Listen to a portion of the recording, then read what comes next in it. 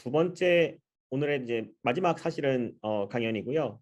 박호성 교수님이시고요. 박호성 교수님은 어, 서울대 전기공학부 네 학사와 석사를 학사 석사 박사를 다 하셨고요. 박사 2013년에 노준son 교수님 연구실에서 받으셨고요. 이후에 잠시 포닥을 하시다가 이제 UCSD로 가셔서 김영환 교수님 지도하에 이제 포닥을 좀 하셨었고, 그 이후에 이제 바로 전남대학교로 이제 임용이 되셔서 지금 현재 부교수로 지금 재직 중에 계십니다.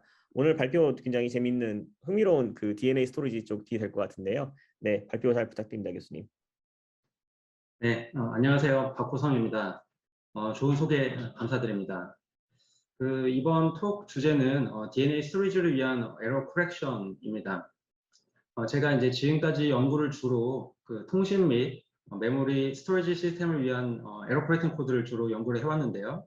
최근에 DNA 스토리지라는 새로운 연구 주제가 이제 대두가 되고 있고, 그래서 이런 시스템 하에서 어떻게 에러를 핸들링하는 게 좋은 건지 연구를 이제 진행을 하고 있고, 그 일환으로 오늘 톡을 말씀을 드리도록 하겠습니다.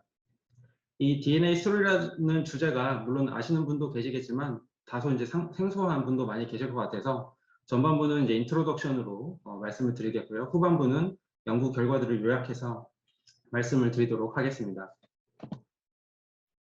현재 우리가 스토리지를 이제 사용을 하고 있는데요. 데이터 센터에서. 근데 이러한 스토리지 중에서 특히 이제 아카이브를 담당하고 있는 스토리지에 대해서 말씀을 드리고 그에 대한 또 문제점을 말씀을 드리겠습니다. 우리가 엄청난 양의 데이터를 매년 생산해내고 있는데요. IDC 통계에 따르면 예상치에 따르면 2020년부터 2025년까지 연평균 23%의 데이터 생산량이 증가할 것으로 예상이 되고 있습니다. 그 추세를 보면 2010년에는 3제타바이트였었고요. 제타는 10의 21승입니다. 그러니까 테라로 따지면 10억 테라에 해당을 하는데요. 2020년도 같은 경우는 64제타바이트, 그리고 2025년에는 180제타바이트가 생성될 것으로 예상이 되고 있습니다. 여기서 이제 이 생산량에는 센서를 통해서 새롭게 취득한 디지털 데이터의 양도 포함이 되지만 레플리케이션 또는 카피를 통해서 재생산되는 데이터도 모두 포함한 양입니다. 그래서 잘 아시다시피 데이터 센터에서 많은 양의 데이터들이 다 레플리케이션이 되고 있고요. 또 로보틱스, 그 다음에 스마트 시티, 자율주행, 헬스케어 등 새로운 분야들에서 많은 데이터들이 생산되고 있고 그것들을 또 분석을 해야 하고 또 많은 기간 동안 또 보존을 해야 할 필요성이 생기고 있습니다. 또 오랜 시간 동안 더 많은 데이터를 필요로 하는 이러한 상황에 우리가 위치하고 있고요. 근데 이러한 수요를 감당하기에는 현재의 스토리지 공급이 그 추세를 감당하기에는 충분하지 않은 상황입니다. 우리가 데이터 센터에서 주로 사용이 되고 있는 스토리지 라인업은 SSD, 그리고 HDD, 그다음에 마그네틱 테이프이 있겠는데요. SSD는 이제 입출력이 빈번한 데이터를 주로 담당하고 있고 핫 데이터라고 부르도록 하겠습니다. 테이프 같은 경우에는 아카이브 용도로 사용이 되고 있습니다. 이러한 라인업은 몇 가지 이제 이런 전체적인 추세로 봤을 때 문제점이 있을 걸로 예상이 되고 있는데요. 일단은 스토리지 메인터넌스 면에서 그리고 리플레이스먼트 코스트 면에서 문제가 있습니다. 뭐 SSD나 HDD 같은 경우에도 뭐 잘 아시다시피 길어도 뭐 10년 또는 그 이상 시간마다 계속 교체를 해줘야 하는 문제점이 있겠고요. 마그네틱 테이프도 교체 주기가 그거보다는 길지만 적어도 수십 년마다 한 번씩은 다시 레코딩을 해줘야 합니다. 또한 덴시티도 뭐 계속 늘어나고는 있지만 특히 반도체 같은 경우는 이제 3D 구조를 이용해서 점점 늘어나고는 있지만 여전히 이 데이터 증가 추세를 다 감당하기에 한계가 있을 것으로 예상을 하고 있고요. 그리고 이걸 유지하기 위한 전력 소모, 에너지 측면이나 또 서스테이너빌리티 측면에서도 우려가 되고 있는 게 현실입니다. 방금 앞에서 말씀드린 이 데이터 구조를 이제 도표로 나타낸 것인데요. 전체적으로 데이터의 양으로 봤을 때 이런 피라미드 구조를 갖고 있습니다. 맨 위가 핫 데이터에 해당을 하겠고요. 이런 SSD 같은 non volatile memory가 그걸 담당하고 있고요. 맨 하단에는 아카이브 할 필요가 있는 매우 콜드 데이터가 되어 있는데 테이프 등이 이것을 이제 담당하고 있습니다. 전체적으로 봤을 때 이 아카이브 데이터의 양은 전체의 60% 이상이 되고요. 막상 핫 데이터는 전체의 10%도 안 되는 비중을 차지하고 있는 걸 알 수가 있습니다. 오른쪽 그래프는 데이터에 따른 시간에 따른 여러 가지 성질의 변화를 나타내고 있는데요. 일단은 이 빨간 선으로부터 시작해서 초록선으로 변하는 이 선 같은 경우에는 액세스 프로버비리티를 의미하고 있습니다. 데이터가 제너레이션 돼서 초창기에는 이제 많이 액세스 될 확률이 높다가 이 90일인데요. 3달만 지나도 이 액세스 프로버비리티가 1% 미만으로 떨어지게 됩니다. 그래서 결과적으로는 아카이브로 가야 하는 상황이 90일만 지나도 보통 발생하게 되고요. 참고로 또 데이터의 밸류 같은 경우에는 이런 플럭추에이션을 하고 있는 거 볼 수 있고, 그 다음에 전체적으로 콜드 데이터의 양이, 그러니까 핫 데이터보다 콜드 데이터의 양이 비중이 더 높은 것을 우리가 확인할 수 있습니다. DNA를 그래서 스토리지 미디엄으로 사용을 이제 하고자 시도들을 하고 연구를 하고 있는데요. 일단 DNA에 대해서 잘 아시겠지만 간단하게 말씀드리면 우리가 유전 정보를 저장하기 위해서 매우 reliable하고 롱텀 스토리지에 해당을 합니다.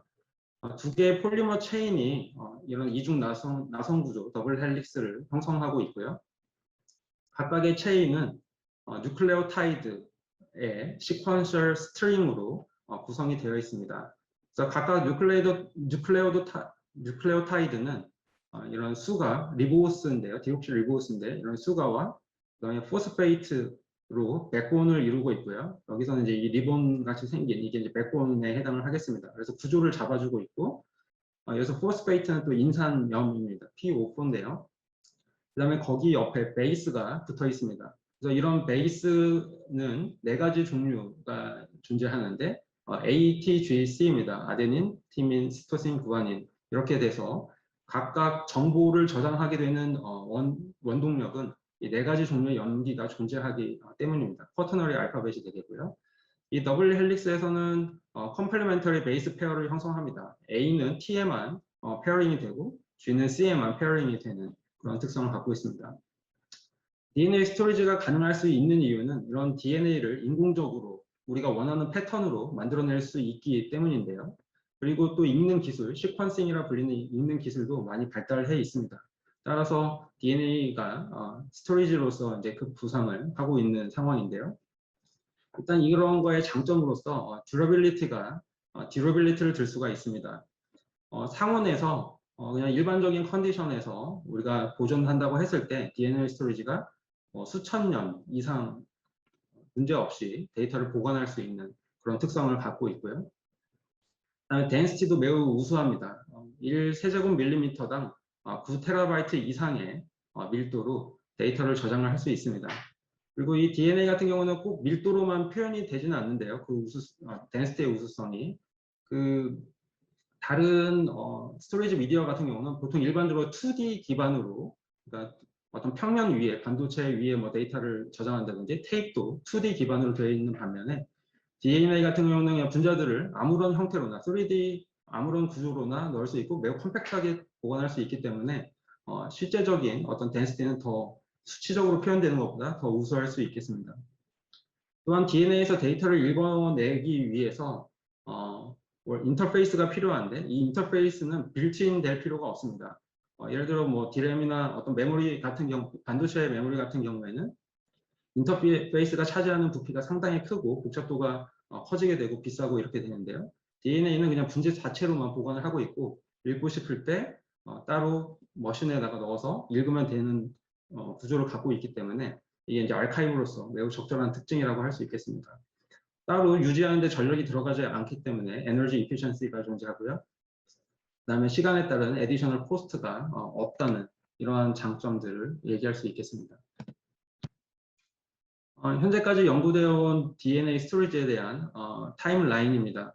이 DNA 스토리지의 컨셉은 1960년대 중반에 이 위너와 니만이라는 사람이 지네틱 메모리에 대한 아이디어를 생각을 했다라는 기록이 있고요. 그 이후에 실제적으로 구현을 한 거는 데이비스가 80년대 후반에 최초로 35빗 이미지를 실험적으로 DNA 스토리지로 구현하는 데 성공을 합니다. 그 후로 이제 여러 가지 연구가 이어오고 왔는데요. 근데 큰 주목은 받지 못했습니다. 현실과 이제 매우 동떨어져 있는 그러한 수준이었기 때문에 주목을 받지 못하다가 2010년대 초반에 이 조지 철치 그룹, 하버드에 있고요. 그다음에 골드만, 이 두 개의 연구 그룹에서 거의 동시에 인디펜던트하게 DNA 스토리지를 뭔가 상용화할 수도 있는 그러한 희망을 주는 연구 결과들을 발표를 합니다. 그래서 이때가 이제 메이저 브레이크스루라고 볼 수 있겠고요. 이때 이후로 보다 더 활발하게 연구가 진행이 되고 있습니다. 2017년에 얼리크 연구 그룹에서 사이언스 페이퍼에 또 에러퍼레이팅 코드를 연관시킨 DNA 스토리지 시스템을 발표를 했었고요. 그 다음에 가장 최근에 2018년도에 마이크로소프트에서 또 200MB의 데이터를 DNA 스토리지로 구현하는 데 성공을 합니다.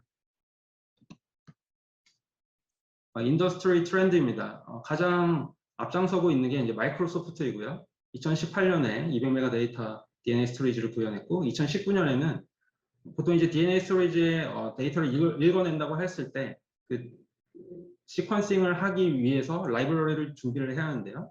그 라이브러리를 준비하는 건 단지 수작업으로 기존에 해왔었습니다. 그런데 전 자동화된 스토리지 시스템을 2019년에 완성시키고 발표를 합니다. 또한 2020년 1월에는 25 밀리언 달러의 프로젝트를 조지아텍, 트위스트 바이오사이언스, 로스웰 이런 회사들과 함께 진행을 하고 있습니다. 또 주목할 만한 회사가 캐탈로그 테크놀로지인데요. 보스턴에 있는 스타트업인데 이 DNA 스토리지를 상용화하고자 가장 앞장서고 있는 그런 회사라고 볼 수 있겠습니다. 2019년에 16GB 위키피디아 모든 텍스트를 DNA 스토리지에 저장하는 데 성공을 하고요. 불과 12시간 만에 그렇게 이제 구현을 하고 있습니다. 트위스트 바이오사이언스 회사는 가장 선두격에 해당하는 DNA 신세시스 회사입니다. DNA를 이제 원하는 패턴대로 만들어내는 그 기술을 보유하고 있는 회사가 되겠고요. 가장 최근에 2020년 10월 정도에 그 DNA 데이터 스토리지 얼라이언스가 결성이 됩니다. 파운더로서 일루미나, 가장 큰 시퀀싱 회사인 일루미나와 마이크로소프트, 스위스 바이오사이언스, 그리고 웨스턴 디지털 이 파운더가 돼서 이 얼라이언스를 결성을 하고요. 현재는 30개의 회원사 및 학교들이 가입을 해서 왕성하게 활동을 하고 있습니다. DNA 스토리지에 대한 간단한 오버뷰가 되겠습니다. 이 데이터를 write 하기 위해서는 DNA를 원하는 패턴대로 신세시스 하는 과정이 필요합니다. 이 DNA는 보통 우리가 이제 현실적으로 신세시스 할 수 있는 길이가 보통은 짧게 되고요. 짧은 길이의 DNA를 올리고누클레오타이드라고 부르게 되는데 그냥 짧게 올리고라고 앞으로 부르도록 하겠습니다.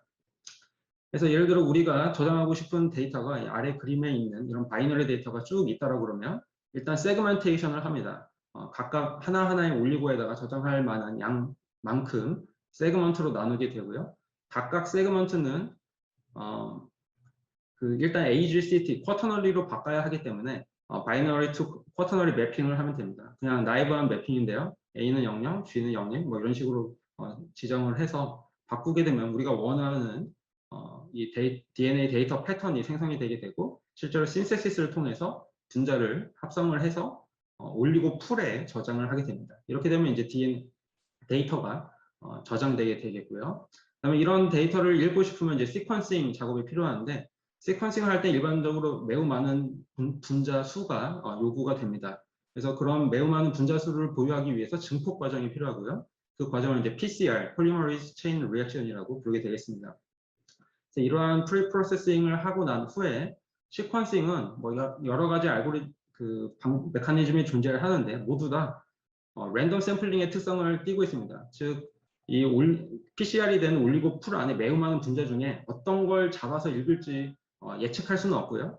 실제로 캡처해서 읽어봐야 그게 어떤 건지를 알 수 있습니다. 그래서 기본적으로 랜덤 샘플링 with replacement에 해당하는 작업이 시퀀싱이라고 보시면 되겠습니다.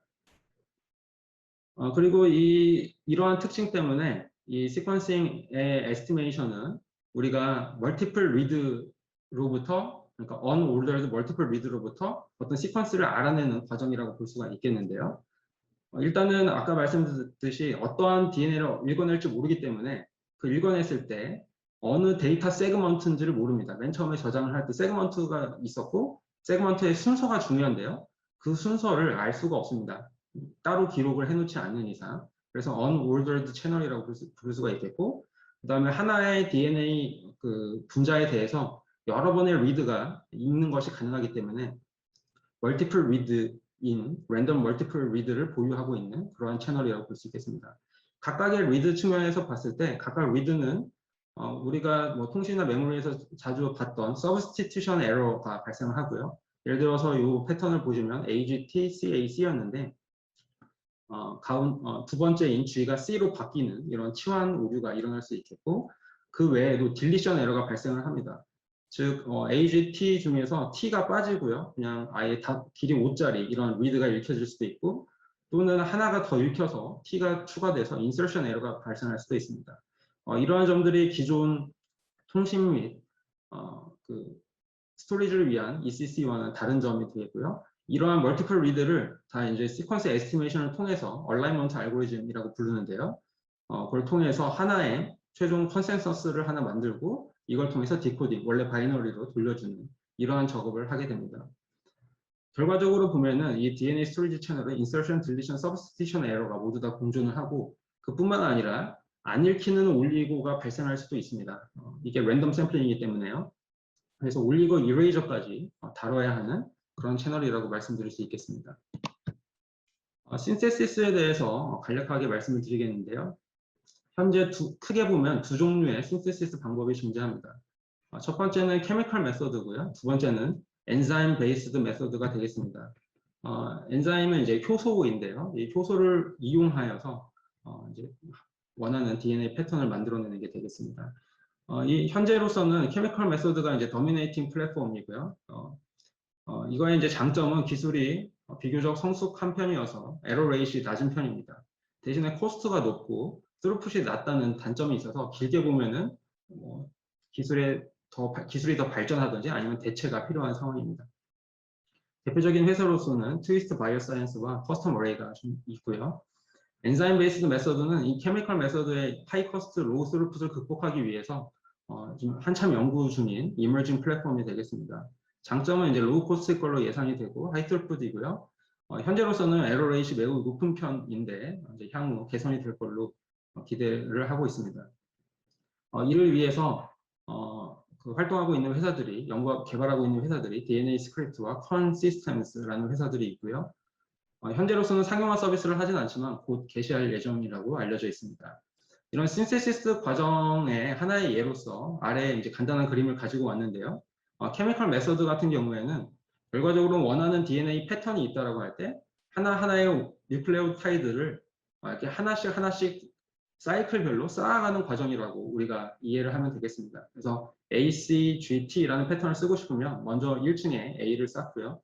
그 다음에 이제 C를 쌓고 하는데 각 사이클을 살펴보면 일단 위에 캡을 디블락킹을 해주고요. 위에서 얹을 수 있도록.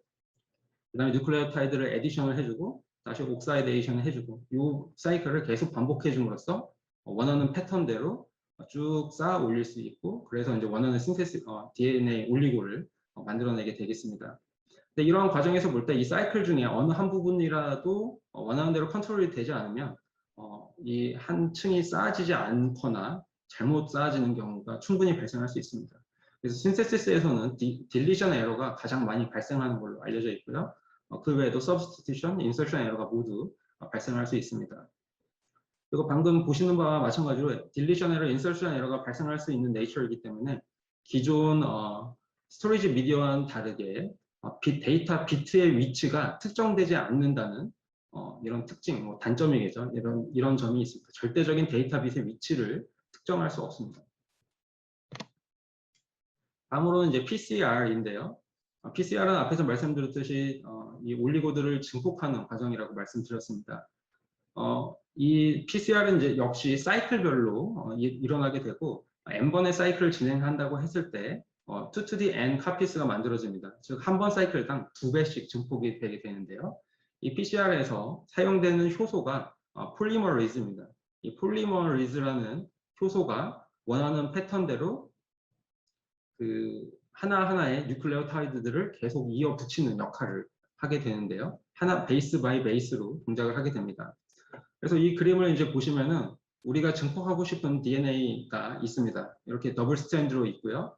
이런 더블 스트랜드 DNA를 온도를 잘 조절해주면 이렇게 디내추레이션 두 개가 이제 싱글 스트랜드 두 개로 만들 수가 있겠고요.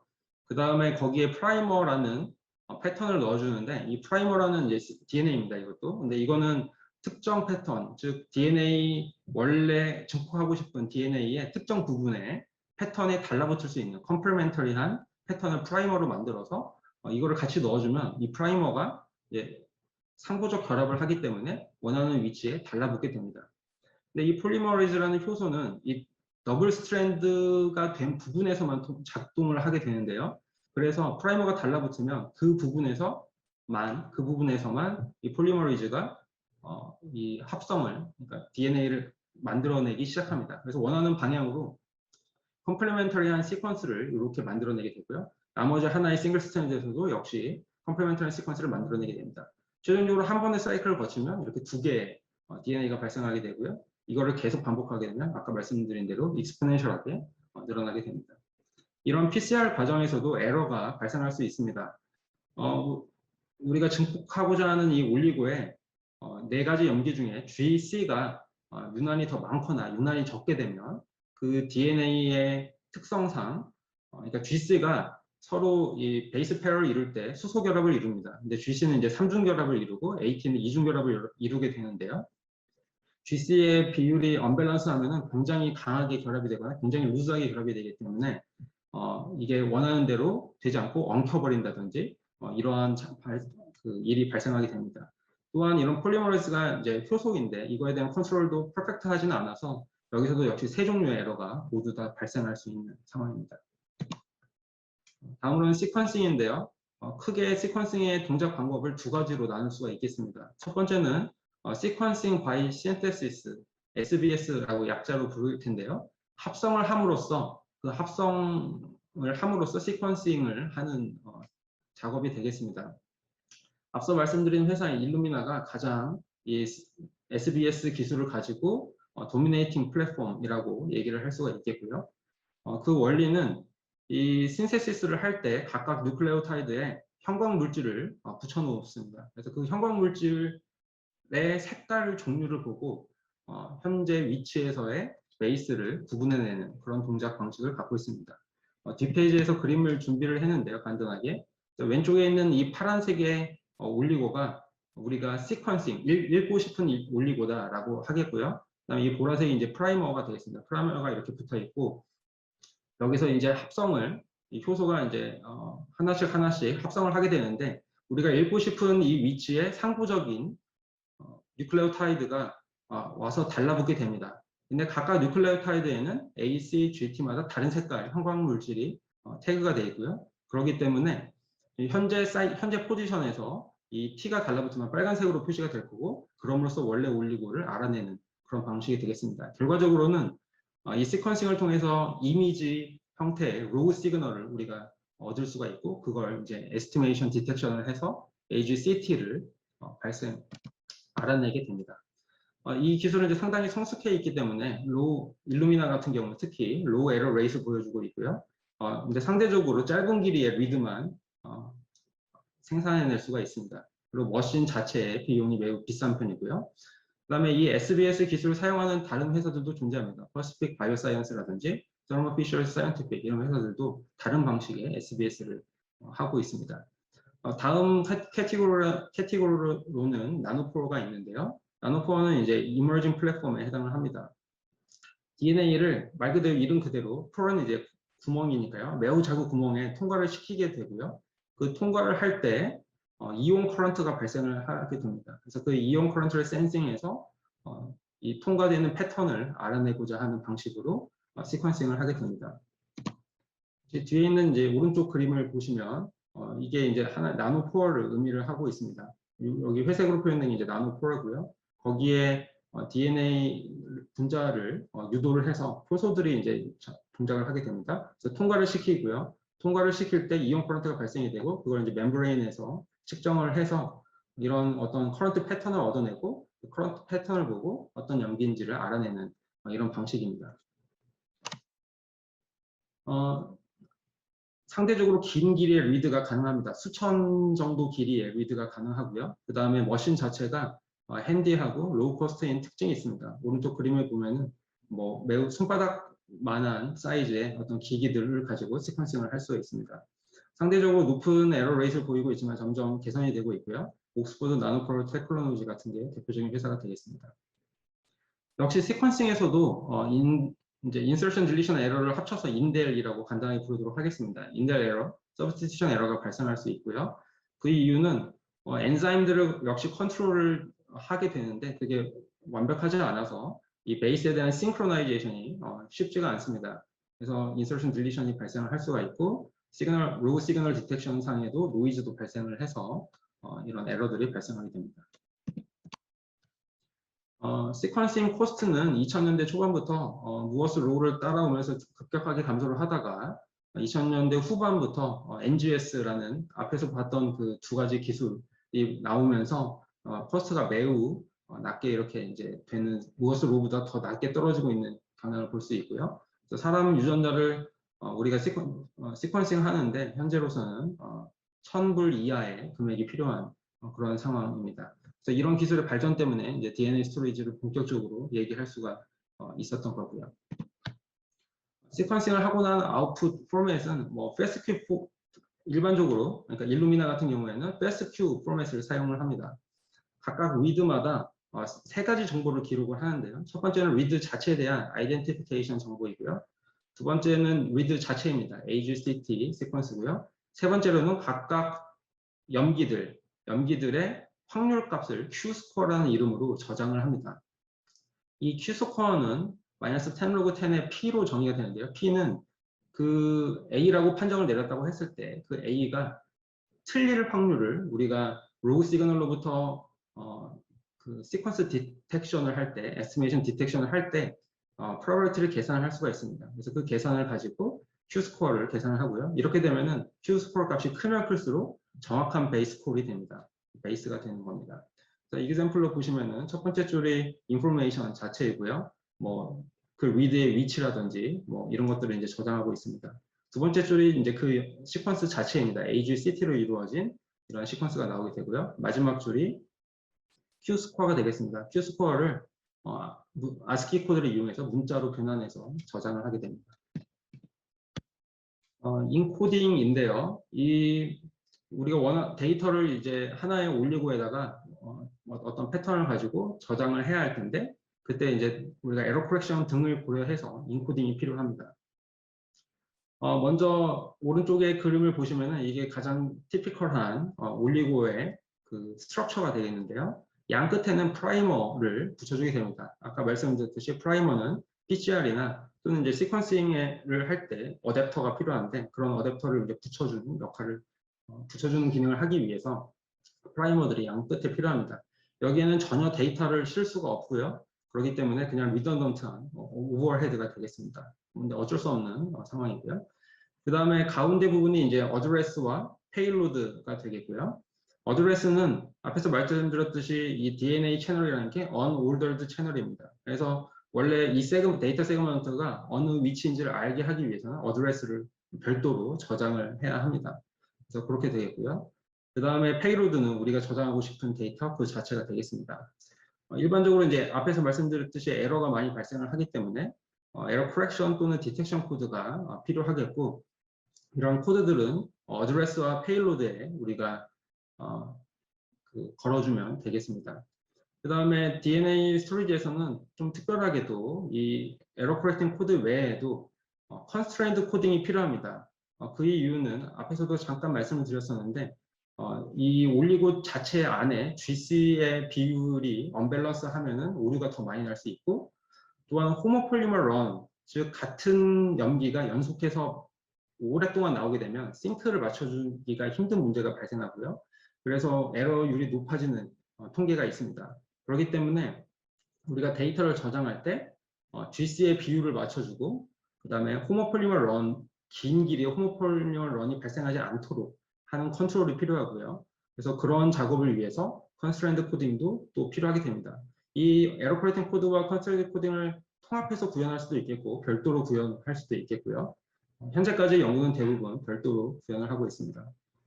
그리고 이러한 코드들은 주로 바이너리에서 기존에 많이 연구가 됐었기 때문에 바이너리 코드들을 주로 이용해서 구현이 많이 되고 있고, 그렇기 때문에 최종적으로는 바이너리 투 쿼터너리 매핑이 필요하게 되고요. 근데 이런 나이브한, 즉 A는 00, 뭐 G는 01 이런 나이브한 매핑 외에도 처음부터 인포메이션 자체를 가지고 어떤 패턴으로 리니어하던 넌 리니어하던 다른 매핑도 생각을 해볼 수가 있습니다. 이런 리드 프로세싱에 대해서 간단하게 말씀을 드리겠는데요. 우리가 앞에서 말씀드렸듯이 많은 멀티플 리드를 얻게 되면 클러스터링을 하게 됩니다.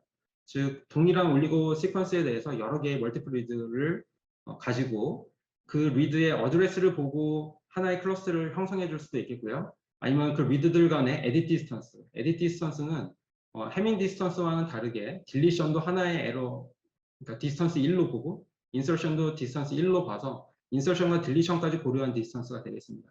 그래서 에디턴스 디스턴스별로 유사한 리드들끼리 모아주기도 하고 또는 해밍 디스턴스로 모아주기도 하고 이런 식으로 클러스터링을 다음에 해주게 되고요. 클러스터를 형성한 후 클러스터에 대해서 멀티플 시퀀스 얼라이먼트를 해주게 됩니다. 그 후에는 에러 코렉팅 코드의 디코딩을 해주게 되고요. 이론적으로는 이 세 가지를 다 동시에 조인트하게 하는 게 가장 옵티멀이 되겠는데 복잡도가 매우 복잡하기 때문에 현재로서는 다 개별적으로 수행을 하고 있는 상황입니다. 이 DNA 스토리지에 사용되는 에러 코렉션인데요. 일단 기본적으로 멀티플 리드가 가능하기 때문에요. 하나의 올리고 시퀀스에 대해서. 그래서 전통적으로 이 repetition based correction이 많이 사용이 되어 왔습니다. 특히 기존의 뭐 gene analysis 같은 데 보면 데이터의 스트럭처가 따로 없기 때문에 우리가 부여할 수 없기 때문에 이런 repetition을 바탕으로 우리가 여러 개의 리드를 가지고 하나의 컨센서스를 만들면서 에러를 코렉션 할 수가 있고요. 리드의 수를 매우 늘리게 되면 이 경우 에러들과 올리고 이레이저가 다 사라지게 됩니다. 하지만 에피션시 면에서는 매우 떨어지게 되는데요. DNA 스토리지 같은 경우는 데이터의 구조를 줄 수 있기 때문에 이런 리피티션 기반의 에러 코렉션만 사용하는 건 매우 비효율적이라고 얘기할 수 있겠습니다. DNA에서 사용하는 ECC의 구조는 오른쪽 그림과 같이 일반적으로 하게 되는데요.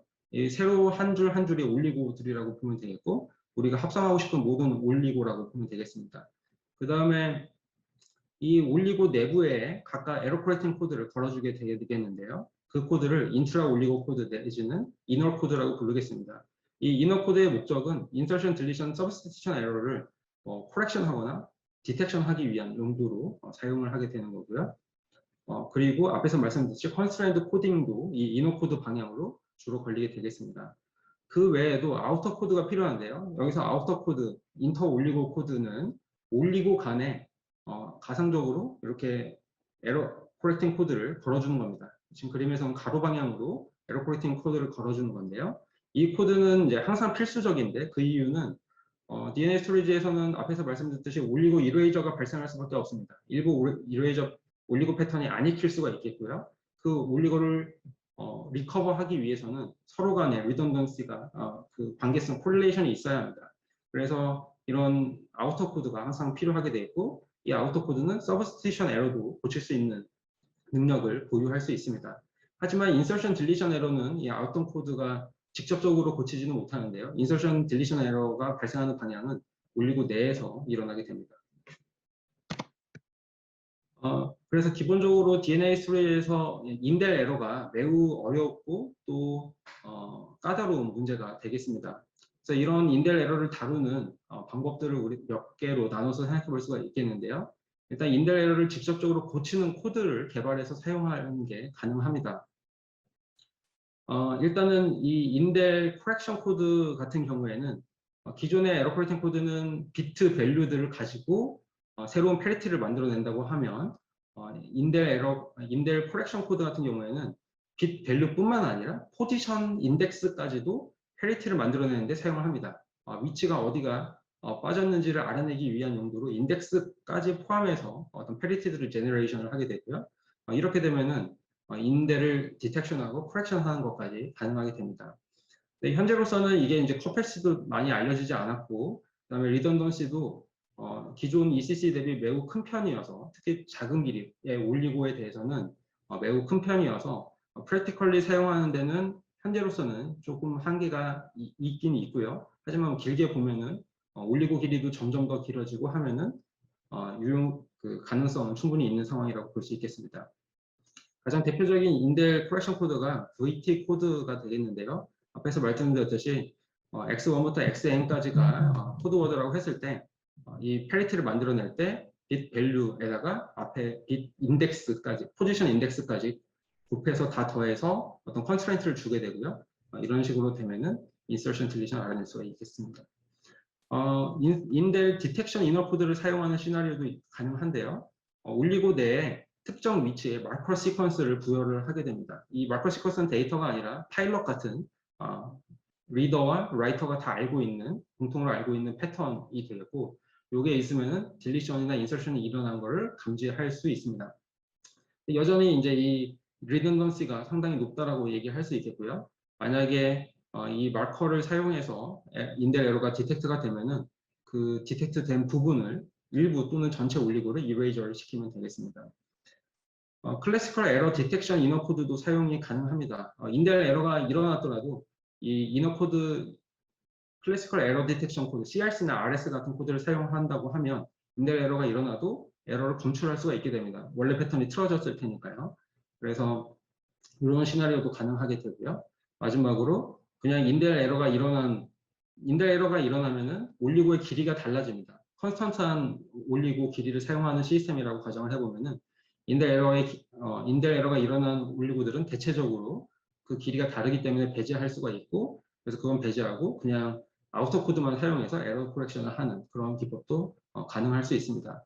이런 네 가지 시나리오가 각각 시스템 특성마다 다 유리한 포인트가 존재하게 되고요. 예를 들어 맨 마지막 같은 스트래티지는 너무 단순한 스트래티지만 인델이 많이 안 일어난 어떤 시퀀싱이나 신세시스 기술이 머처한 상황에서는 오히려 더 유리한 시나리오가 될 수도 있습니다. 대략적인 채널 스태티스틱은 베이스 에러는 일루미나 SBS 같은 경우에는 대체적으로 10-3승 오더로 나오고요. 베이스 에러 레이시입니다. 그 다음에 나노포 같은 경우는 10-2승의 오더로 나오게 되고요. 현재까지 채널이 완벽하게 알려지진 않았습니다. 일단 기본적으로는 이렇게 ACGT로 이렇게 트랜지션 되는 채널로 우리가 생각을 할 수 있는데 기본적으로 시메트릭하지는 않고요. 또 베이스 에러도 서로 간에 인디펜던트 하지 않습니다. 크로스톡 내지는 인터페런스가 인접한 베이스들 간에 존재하는 채널이고요.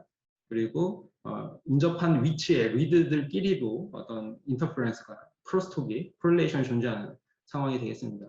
또한 이 특정 리드들은 유난히 높은 에러 레이트이 일어나는 이러한 특징도 갖고 있는 그러한 채널이어서 아직 채널 캐릭터라이제이션이 정확하게 되지는 않았고요. 게다가 이러한 채널들의 파라미터들도 이 실험의 파라미터에 따라서 데이터 양 내지는 코드 길이 이런 것들에 따라서 달라지기 때문에 많은 실험을 통해서 많은 모델링이 일어나야 이런 정확한 캐릭터라이제이션이 가능할 걸로 보이고 있습니다. 그래서 이 로우 시그널로부터 정확한 채널 캐릭터라이제이션을 해야만이 우리가 정확한 옵티멀한 어떤 스트래티지들을 더 얘기를 할 수 있는데 현재까지 알려진 어떤 그 채널 에스티메이션을 가지고 에러 코렉팅 코드나 이런 코딩 스트래티지가 시도가 되고 있습니다. 지금부터는 이제 진행한 연구 결과들에 대해서 간단하게 말씀을 드리겠는데요. 크게 이제 두 가지 웍을 말씀을 드리려고 예정을 하고 있습니다. 첫 번째는 시퀀스 클러스터링과 디코딩을 하는 데 있어서 뭔가 이제 개별적으로 한다기보다는 코퍼레이티브하게 동작을 시킴으로써 기존보다 더 나은 성능을 보이는 웍이라고 말씀을 드릴 수가 있겠습니다.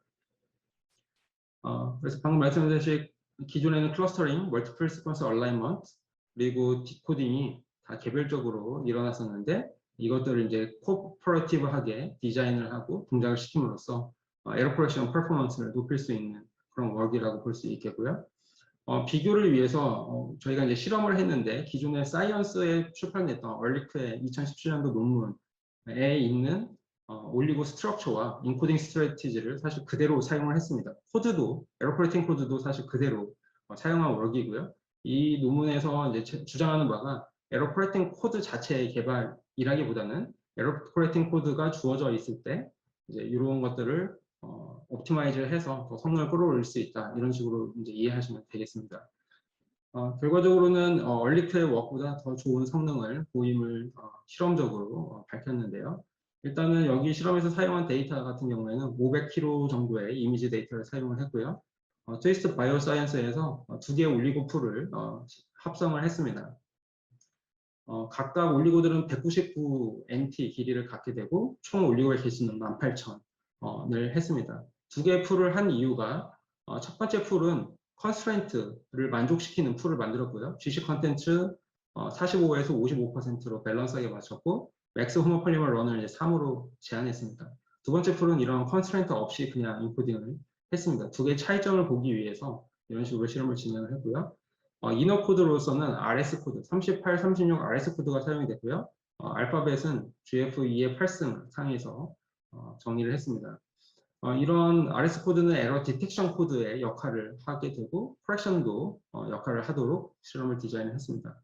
아우터 코드는 LT 코드, 이레이저 코드로서 자주 사용이 되고 있는 LT 코드를 사용했고요. 파라미터는 18,000, 16,050을 사용을 했고요. 그다음에 시퀀싱은 일루미나 장비에서 수행을 하였습니다. 시퀀싱 결과의 아웃풋은 풀1 같은 경우는 14만 개의 리드를 얻었고요. 풀2 같은 경우에는 20만 개의 리드를 얻었습니다. 전체적인 올리고 스트럭처인데요. 이런 이미지 데이터를 페이로드에다가 쭉 18,000개, 이제 전체 코딩이 끝난 올리고가 18,000개고요. 실제로는 인포메이션에 해당하는 부분은 16,050입니다. 그래서 513.6kb의 바이너리 데이터를 16,050개의 페이로드를 만들어서 쭉 이제 저장을 하고 그걸 가지고 코딩을 통해서 이 페이로드 부분을 새롭게 쭉 만들어냈습니다. 그 부분의 페이로드가 128NT고요. 비트로는 256비트가 되겠습니다. 시드 부분은 각각 이 코드 비트에 해당하는 이 부분에 원래 이제 어드레스라고 앞에서는 표현했는데 여기서는 리니어 컨비네이션을 의미하게 되고 그래서 seed라는 표현을 했습니다. 그 다음에 앞에서 말씀드렸듯이 이너 코드로서 RS 코드를 사용해서 그게 이제 8NT 정도가 되겠고요.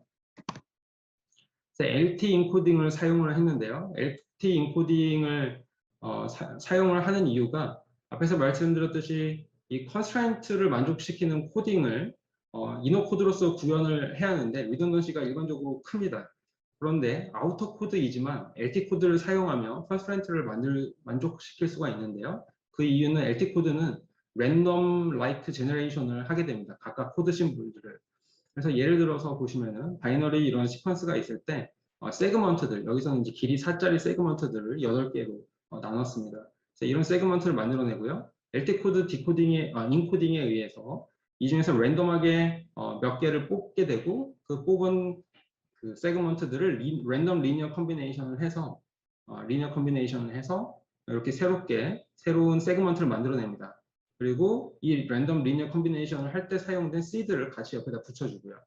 그렇게 돼서 이제 새로운 게 나오게 되고 새로운 이 드럼릿이라고 해서 표현했는데 페이로드 플러스 시드가 만들어지게 되고요. 이거의 컨스트레인트를 확인합니다. GC 비율과 그 다음에 호모폴리머 런을 확인해서 만족시키지 않으면 사용하지 않습니다.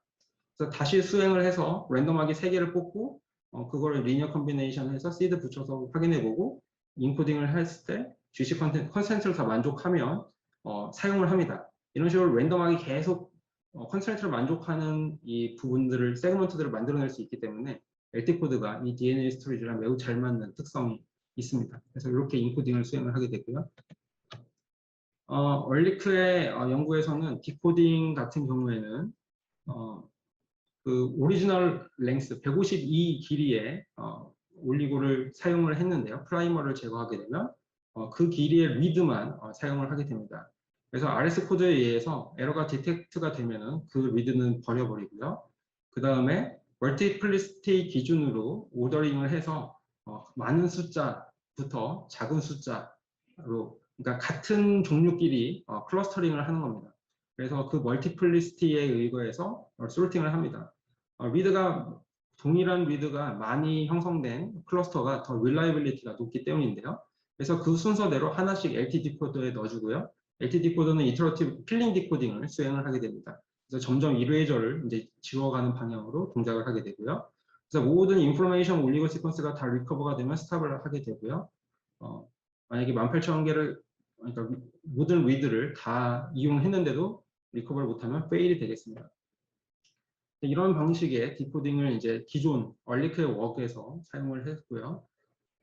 이 클러스터 사이즈가 릴라이빌리티의 척도가 된다라고 말씀을 드렸고, 인델 에러의 핸들링은 매우 단순한 전략을 사용을 했습니다. 그리고 이너 코드에 의해서 모든 에러들은 다 걸러진다라고 가정을 한 거고요. 아우터 코드의 역할은 오로지 올리고 이레이저를 복원하기 위한 거라고 말씀드릴 수 있겠습니다. 제안하는 웍에서는 앞에서의 그런 프로세스들을 여러 가지로 이제 조인트하게 개선을 하고자 했는데요. 일단은 키 아이디어는 작은 수의 에러들을 포함한 리드까지도 앞에서는 다 그냥 필터링을 해버렸는데, 사실은 우리는 뒤에서 결과적으로는 멀티플 리드를 가지고 클러스터링을 하고 컨센서스를 만들 거기 때문에 그 과정에서 에러 코렉션이 가능할 수 있기 때문에 리드를 아주 작은 수의 리드를 포함하는 리드는 사용하는 게 좋다라는 게 기본적인 모토가 되겠습니다. 따라서 이 경우에는 그래서 이제 그렇게 되도록이면 더 많은 리드들을 사용하려고 노력을 했고요. 대신에 얻을 수 있는 위험성은 클러스터의 크기가 1 또는 2짜리 작은 사이즈의 클러스터들은 오류를 포함하고 있는 경우에는 상대적으로 그 오류를 못 고칠 가능성이 많습니다. 특히 싱글 리드가 클러스터를 형성한 경우는 에러가 있는 경우는 RS 코드가 아니고서는 못 고치죠. 그래서 그런 위험성은 존재를 하고요. 그래서 이러한 것들을 이제 이런 위험성을 최소화하고자 이너 코드의 에러 코렉션 캐퍼빌리티를 사용을 하고, 그 다음에 퀄리티 스코어를 이용해서 싱글 리드들을 솔팅을 섬세하게 해주는 그러한 역할을 작업을 하였습니다. 그래서 클러스터링을 할 때는 해밍 디스턴스를 기반으로 수행을 했고요. 그래서 해밍 디스턴스를 가지고 이 정도 디스턴스가 차이 나는 것끼리 더 넓게 클러스터를 형성을 해서 클러스터링을 했고요. 클러스터를 사이즈별로 소팅을 하고, 그 중에 클러스터 사이즈가 2 이상인 것들은 좀 더 릴라이빌리티가 높음으로 이제 대체적으로 그것들의 컨센서스를 믿는 방향으로 디자인을 했고, 클러스터의 사이즈가 1인 것들은 퀄리티 스코어 순서로 솔팅을 한 후에 RS 디텍션, 에러 디텍션을 해보고 문제가 있으면 코렉션을 하고 사용을 하는 방향으로 디자인을 했습니다. 이렇게 해서 얻은 결과는 두 가지 풀을 앞에서 말씀드렸었는데, 위에 있는 그림이 첫 번째 풀에 대한 결과고 아래 있는 게 두 번째 풀에 대한 결과고요. Y축이 디코딩 석세스의 수입니다. 200번의 디코딩을 수행을 했고요. 200번이 다 석세스 했으면 맨 위에 이제 닿는 그런 도표가 되겠습니다. X축은 랜덤 샘플링 넘버인데요. 이게 기본적으로 앞에서 말씀드린 실험에서 얻은 리드의 수는 엄청나게 많습니다. 한 20밀리언 이렇게 된다라고 말씀을 드렸었는데, 어떤 이제 현실에서는 현실에서 DNA 스토리지를 사용하게 될 때는 이 데이터를 우리가 저장하고 싶은 뭐 500kB 데이터만 저장할 게 아니라 많은 양의 데이터를 저장하게 될 거고, 그러면 우리가 저장하고 있는 이 데이터를 위한 리드의 숫자는 그렇게 많지 않게 될 가능성이 많습니다. 현실적으로 프랙티컬하게 사용을 한다 그러면. 그래서 우리가 얻은 20밀리언의 리드 중에서 랜덤하게 샘플링을 합니다. 그래서 실제로는 예를 들어 76K라고 그러면은 76,000개의 리드만 읽었다라고 가정을 하는 거죠. 그 상황에서 디코딩 해보면 디코딩이 성공을 하느냐 실패하느냐, 이런 식으로 에러 코렉팅의 퍼포먼스를 매저를 보통 하게 되는데요. 위에서 이제 그림에서 보시듯이 둘 다 기존의 사이언스 논문에서 제안한 기법보다 더 좋은 에러 코렉팅 퍼포먼스를 보이는 걸 확인할 수가 있습니다. 그리고 이거에 의해서 이제 좋은 성능을 볼 수 있었던 원동력을 이 스태티스틱스로 설명을 하고 있는데요. 전체적인 리드, 그러니까 이 랜덤 82,000개의 랜덤 샘플링을 하는 경우, 그리고 200번의 디코딩 트라이얼에 대해서 에버리지로 써놓은 숫자가 되겠습니다. 그래서 모든 올 리드의 수는 68,744가 되겠고요. 그 중에서 기존에는 클러스터의 수가 24,000개 정도 됐었는데, 제안하는 거는 클러스터의 수가 더 줄었습니다. 17,000개로 앞에서 말씀드렸듯이 더 많은 리드를 이용하고 클러스터를 크게 형성함으로써 이런 일이 일어났고요. 사이즈 1 클러스터의 숫자는 더 줄어들게 됩니다. 2000개로 줄어들게 되고, 그래서 그 비율을 각각 표시를 한 거고요. 그다음에 제한하는 기법의 경우 이 해밍 디스턴스를 클러스터링 할 때 잘 설정함으로써 401개의 품질이 나쁜 리드를 필터링 할 수가 있었고, 그다음에 Q 스코어링을 사용한다고 그랬는데 그걸 사용해서 안 사용하는 경우 대비 8번의 애디셔널 디코딩 서셋을 얻을 수가 있었고요.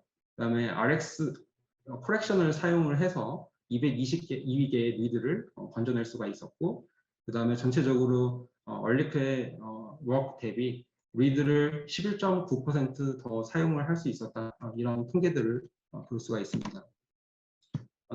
실험을 통해서 얻을 수 있는 통계인데요. 이 커버리지라는 건 하나의 올리고당 평균 몇 회씩 읽혔냐라는 걸 의미하게 되고요.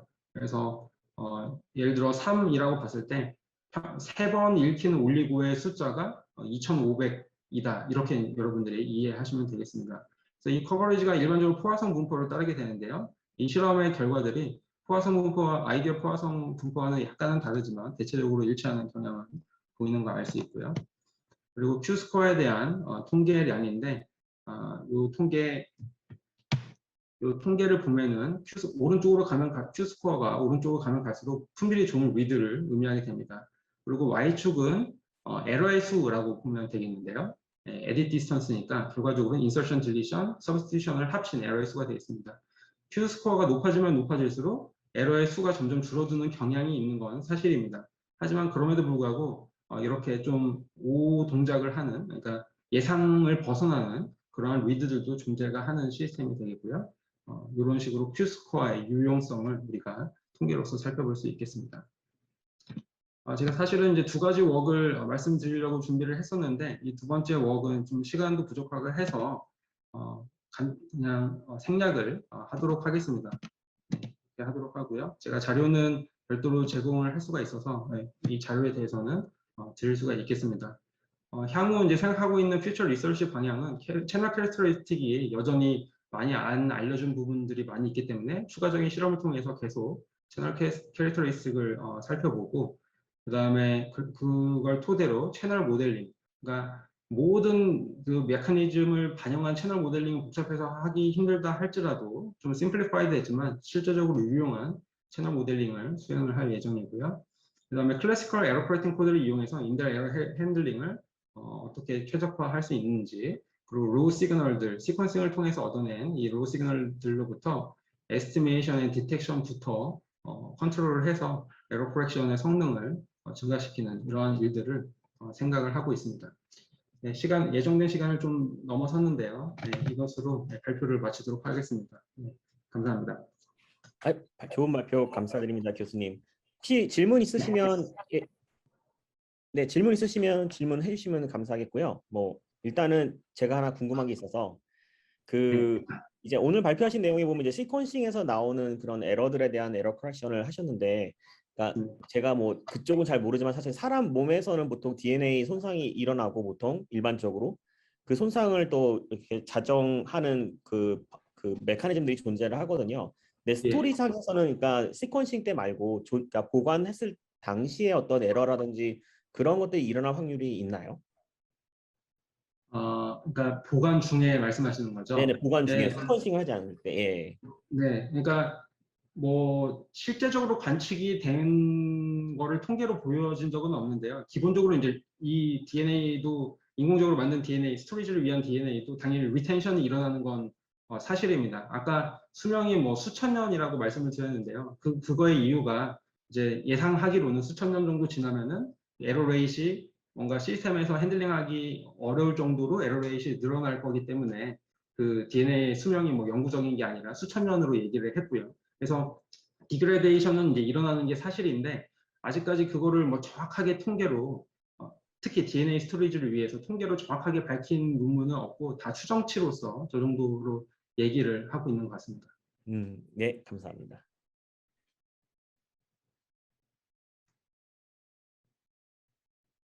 혹시 이혁주 교수님 질문 있으십니까?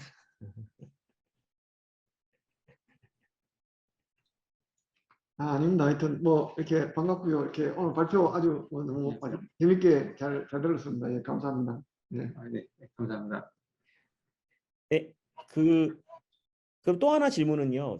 있는데 이제 DNA 스토리지를 이제 연구하시는데 어떻게 보면은 이제 저는 이제 시퀀싱을 다른 쪽에서 하니까요. 그러니까 저는 이제 뭐 바이오에서 하는 시퀀싱 같은 것도 관심이 많은데 사실 아까 말씀하신 대로 장비가 엄청나게 사실 비싸지 않습니까? 아직까지는. 그러니까 예. 그런데 이제 일반적인 스토리지가 되려면 이게 장비가 싸져야 될 것 같은데 그런 관점에서 뭐 상용화 관점에서 이게 과연 언제쯤 가능할까? 뭐 이런 것들에 대한 어떤 의견이나 뭐 그런 인사이트 같은 걸 좀 알려주시면 예, 좋을 것 같습니다.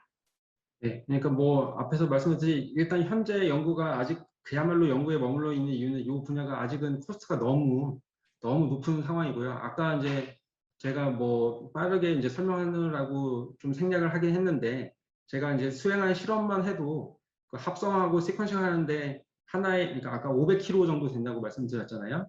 실제로 들어간 비용이 한 1,000만 원 이상이 됐습니다. 그 500kg를 저장하고 읽는데 소요되는 비용이 그게 이제 현재로서 DNA 스토리지의 가격인 거거든요. 현재로서. 그래서 아직은 뭐 터무니없이 비싼 상황인 건 사실이고요.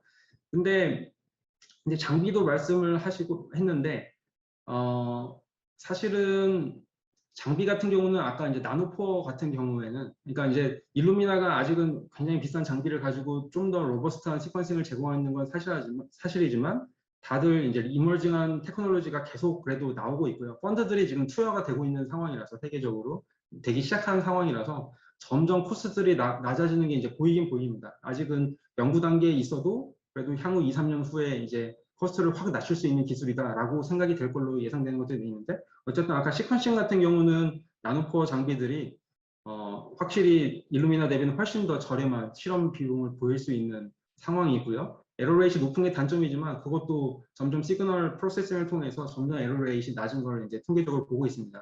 시퀀싱 같은 경우는 그렇게 말씀드릴 수 있겠고 사실은 정말로 비용상에서 바틀렉은 신세시스인데요. 아까 그 비용의 대부분은 신세시스이거든요. 근데 아까 엔자임 베이스드 신세시스가 지금 한참 연구 중이라고 말씀드렸는데 에러 레이스는 확실히 높습니다. 확실히 높은데 그래도 이 비용적인 측면에서 봤을 때는 현재 신세시스 대비 뭐 한참 더 낮은 뭐 정확한 아직 이제 서비스가 나와봐야 말씀을 드릴 수 있겠지만 그래도 훨씬 더 오더 이상 낮은 서비스가 가능할 걸로 지금 다들 기대하고 투자를 하고 좀 하고 있거든요. 그래서 그래도 조만간 2, 3년 정도 있어 보면은 확실히 신세시스도 그렇고 특히 신세시스 측면에서 기술의 그러니까 비용적인 측면에서 상용화가 그래도 조금 더 꿈꿔볼 수 있는 단계로 오지 않을까라는 생각이 들고 마지막으로 이게 DNA 요게 이제 타깃하고 있는 시장이 일단은 아카이브입니다. 아카이브라는 얘기는 대부분의 시간은 저장을 하는데 사용을 하고요. 읽는 거는 안 읽을 수도 있고 어쩌다 한번 읽는 시장이거든요. 그래서 결과적으로는 보관의 비용이 굉장히 중요한 시장이고 읽는 거는 그러니까 쓰는 비용이 꽤 비싸고 읽는 비용이 꽤 비싸다 하더라도 롱텀으로 보면은 다른 미디어 대비 경쟁력이 있는 구간이 충분히 있는 상황입니다. 비싸다 할지라도. 그런데 그거를 이제 더 낮추려고 그런 식으로 노력을 해가는 것 같습니다. 예, 좋은 말씀 감사드립니다. 예, 그러면 시간 관계상 이제 저희가 마무리를 해야 될 것 같습니다. 그래서 오늘 좋은 발표해 주신 박호석 교수님 다시 한번 감사드리고요. 네, 이번 세션은 여기서 마무리하도록 하겠습니다. 오늘 참여해 주셔서 감사합니다. 감사합니다. 네, 감사합니다.